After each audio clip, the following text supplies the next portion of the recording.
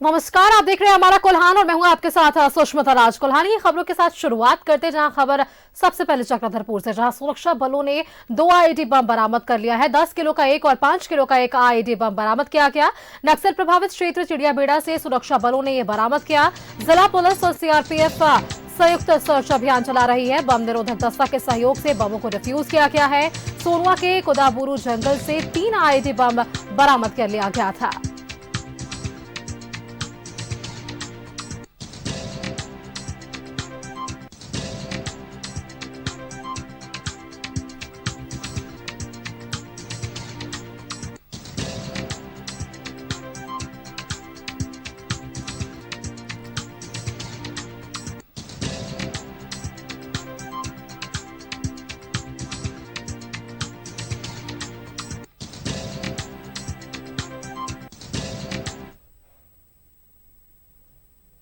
NIA ने कल राज्य के कई जिलों में रेड की गई थी और इस कार्रवाई में जमशेदपुर सीआरपी शहबाज को गिरफ्तार किया गया था। एनआईए की टीम ने जमशेदपुर न्यायालय में पेश कर रिमांड पर ले लिया है और इसे रांची होते हुए दिल्ली ले गई है। जमशेदपुर के जगसलाई थाना क्षेत्र का रहने वाला शहबाज नामक संदिग्ध आतंकी को एनआईए ने इनके साथी मोहम्मद आफ्ताब पठान के साथ 4 अन्य युवकों को गिरफ्तार किया था, जहां पूछताछ कर अन्य मोहम्मद आफ्ताब पठान और अन्य 2 युवकों को छोड़ दिया था, जबकि शहबाज को एनआईए की टीम ने गिरफ्तार कर लिया।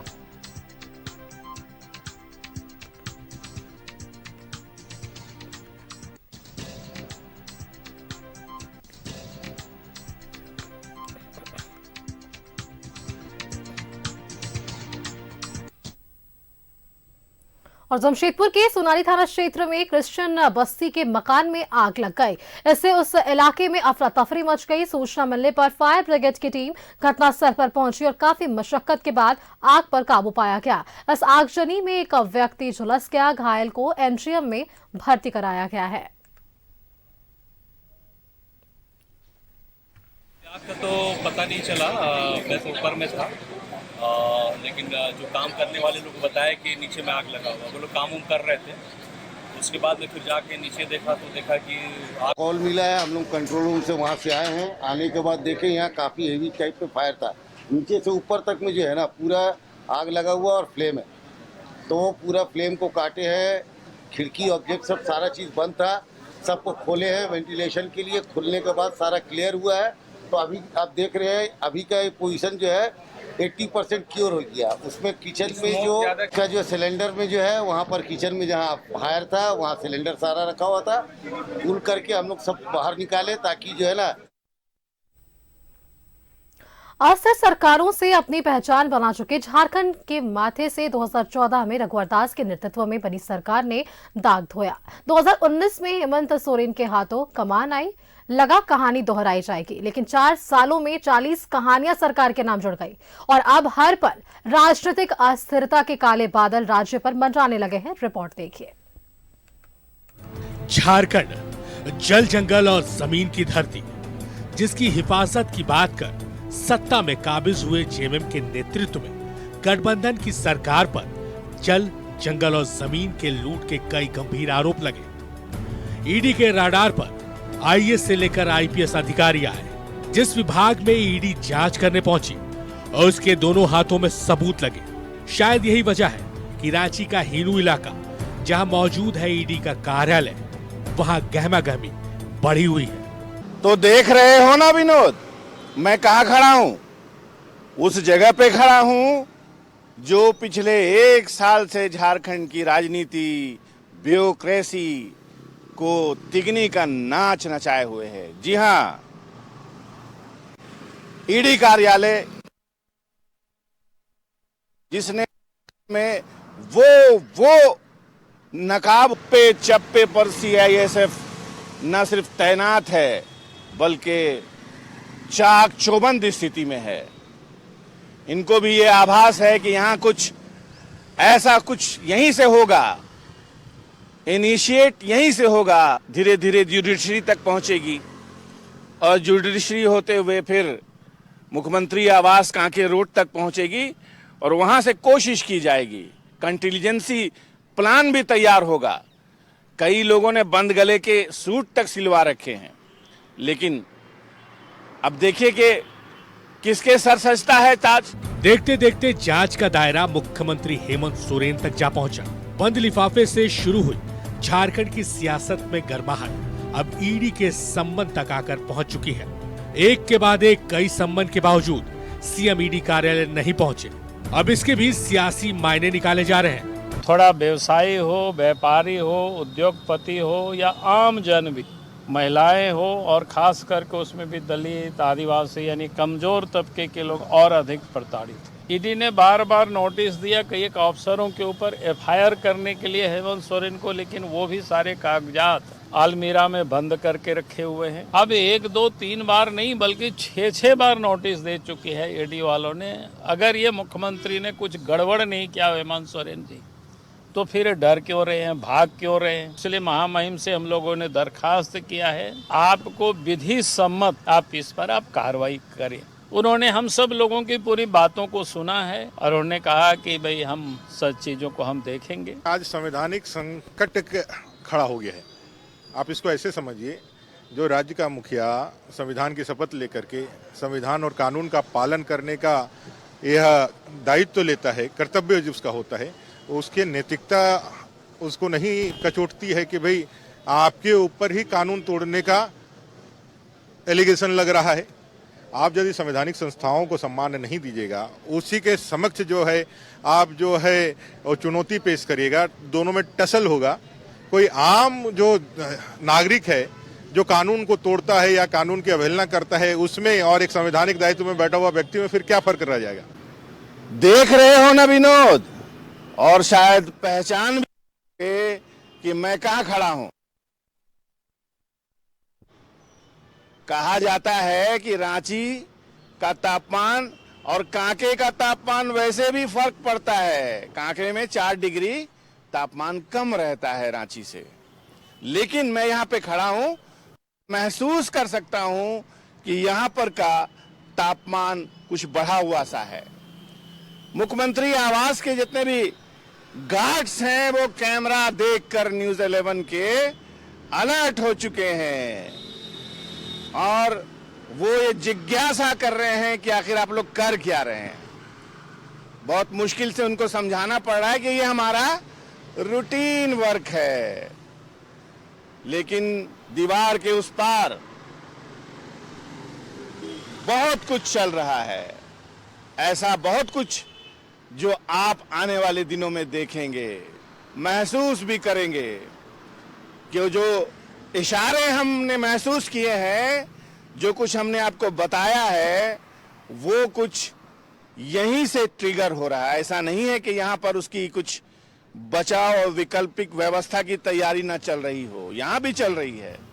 इन सब के बीच ये भी बात है कि बीजेपी राज्य में राष्ट्रपति शासन की वकालत करती है, मगर ये कैसे होगा?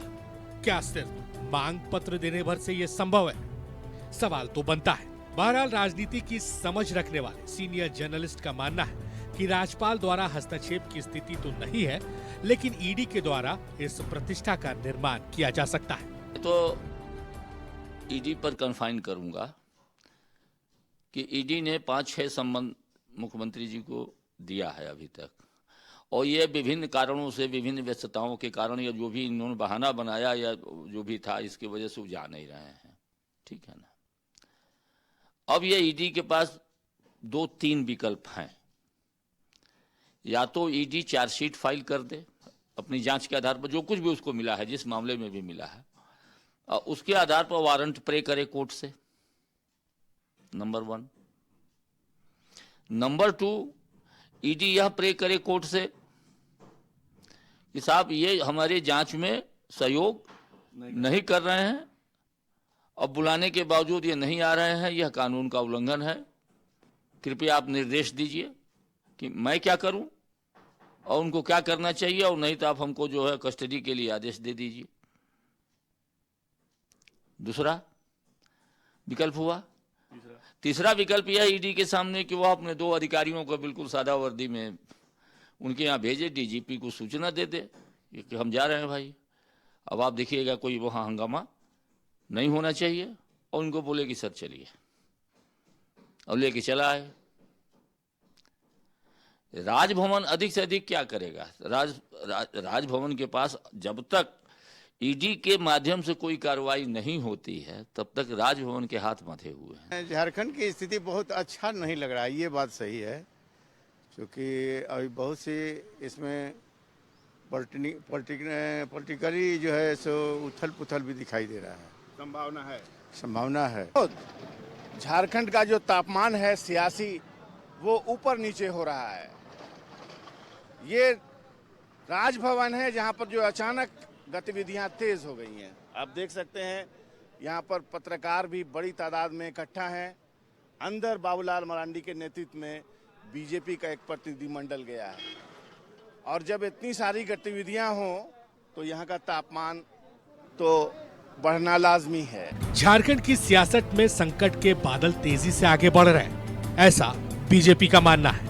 हम तो यही कहेंगे कि फिलहाल के मौसम में धूप भी राहत नहीं दे पा रही है, और वैसे भी रांची में कांके इलाके का तापमान शहर से कुछ सेल्सियस कम ही रहता है, और कांके इलाके में ही मौजूद है सीएम आवास।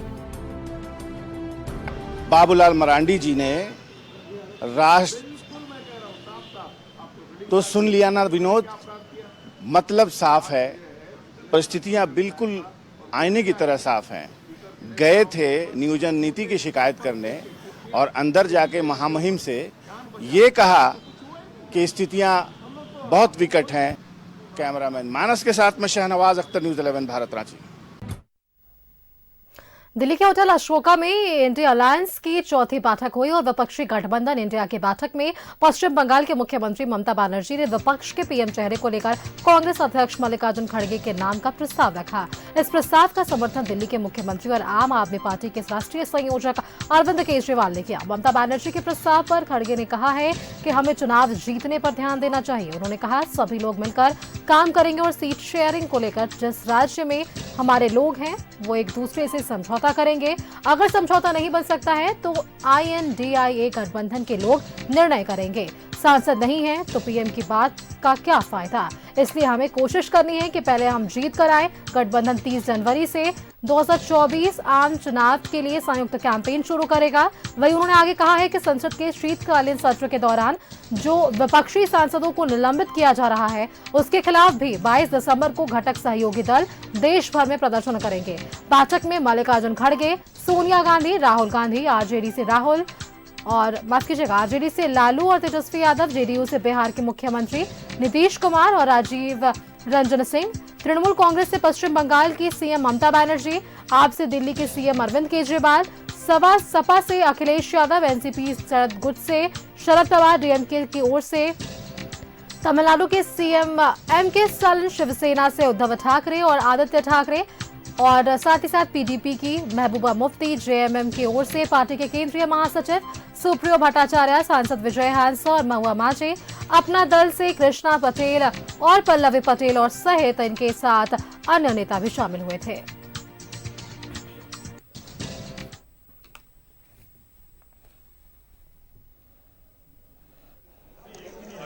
प्राइम मिनिस्टर और होम मिनिस्टर समझ रहे हैं कि हमारे सिवाय हिंदुस्तान में और कोई भी नहीं, हम ही हुकूमत करने के लायक है। ये उनका खत्म करने के लिए हम सब एक हुए हैं। एक होकर ये आज बहुत निर्णय लिए हैं। एक तो 151 लोगों के बारे में, और दूसरा जो है सब मिलके प्रोटेस्ट करना, और ऑल इंडिया प्रोटेस्ट 22 दिसंबर को ये जितने भी सस्पेंशन हो गए सभी लोग मिलकर काम करेंगे, और सीट शेयरिंग का भी हम मिलके पहले जिस स्टेट में हमारे लोग हैं पहले वो लोग वहां पर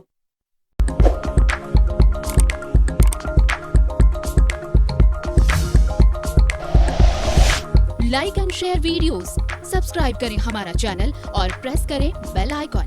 न्यूज़ 11 भारत, सच है तो दिखेगा।